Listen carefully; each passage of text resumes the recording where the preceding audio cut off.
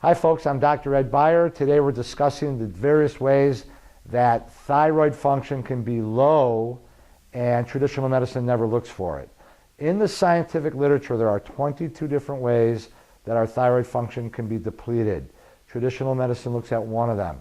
As someone who practices functional medicine and someone who sees people, especially females, middle-aged females, young females, with low thyroid function, and they're so frustrated. They're gaining weight, they're losing hair, they're depressed, they don't feel like doing anything, brain fog, low libido, poor digestive function, you name it. There's a ton of symptoms that are attributed to low thyroid, and they're seeing their doctor and they're just looking at TSH and T4, and they're on whatever, Synthroid, levothyroxine, Armour, and they're not getting a handle on their thyroid because they have 1, 2, 3, 4, 5 of these other patterns.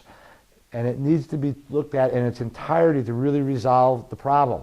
Reason number 10, poor conversion of the inactive T4 over to the active T3 due to vitamin A, vitamin D, selenium, and zinc deficiencies. 93% of what comes out of the thyroid gland is inactive. It's T4. T4 is basically an inactive form of the thyroid hormone. It needs to get converted over to T3 in various areas of the body, and there's an enzyme that does that. And enzymes need cofactors in order to work. And the cofactors for this enzyme are these vitamins and minerals. So when vitamin A is low or deficient, which is a very common vitamin deficiency, then that enzyme won't work, and someone will not convert their T4 over to T3. So poor diet. Vitamin A is a fat-soluble vitamin along with D, E, and K. So we need proper gallbladder and liver function in order to absorb vitamin A. And then the BCMO, this is an enzyme that converts the inactive vitamin A over to the active form of vitamin A. And many of my patients have a genetic mutation where they're not making that enzyme, so we can test for that. Now, causes of vitamin D deficiency, again, are poor diet. Vitamin D is actually the #1 vitamin deficiency in the United States. And we found this out because in 1997, they discovered a way of measuring it. Vitamin D is also a fat-soluble vitamin, and it needs proper gallbladder and liver function in order to be absorbed to emulsify it with bile salts. So if someone doesn't have a gallbladder, or they have poor gallbladder or liver function, they're not going to be absorbing their vitamin D.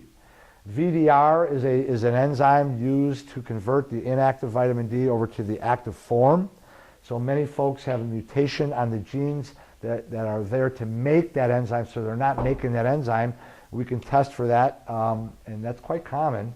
People that are dark complected, they don't get the vitamin D from the sun. So the sun rays, the UV rays of the sun, hits our skin, and it converts cholesterol in our bloodstream over to the active vitamin D, and we can get up to 2,000 international units IUs per day that way, and not getting any sun. So vitamin D deficiency is really common in the winter months, especially in the Chicagoland area, and that can cause low conversion of T4 over to T3, and also poor TPO activity, which I discussed as reason number 9. So this is quite common. Selenium deficiency, this is caused by various ways. Coxsackie viral infections can do it. People who've had gastric bypass, they're not absorbing their selenium. Statin drugs, cholesterol-lowering drugs, will deplete the body of vitamin D. Poor soil and poor diet. The thyroid stores more selenium than any other area in the body. So selenium is a very important mineral when it comes to thyroid function.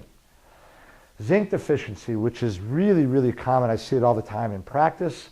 Poor soil, pregnancy and lactation. Women who are pregnant and lactating utilize a lot more zinc. There's a really simple test we can do in office. It's called a zinc taste test to see if someone needs more zinc levels. It's pretty easy to do. Birth control pills will deplete the levels of zinc because it requires zinc to metabolize it through the liver.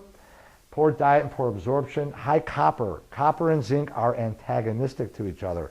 So when copper's high, it's going to get rid of the zinc and vice versa. But usually copper is the problem. We look at those ratios through a test that we do in our clinic called micronutrient evaluation. Kidney and liver disease and inflammation, any immune response, autoimmunity, chronic inflammation will increase the need for zinc because zinc is heavily involved in immune function. And the thing that's kind of ironic is T3 is the active form of the hormone. This conversion of T4 to T3 is very important, and very few endocrinologists even test for T3. I don't understand why. That's just the way that it is. So reason number 10, poor T4 to T3 conversion due to mineral and vitamin deficiencies, not allowing that enzyme to do the conversion. I'm Dr. Ed Beyer. I hope that helps. Have a great day.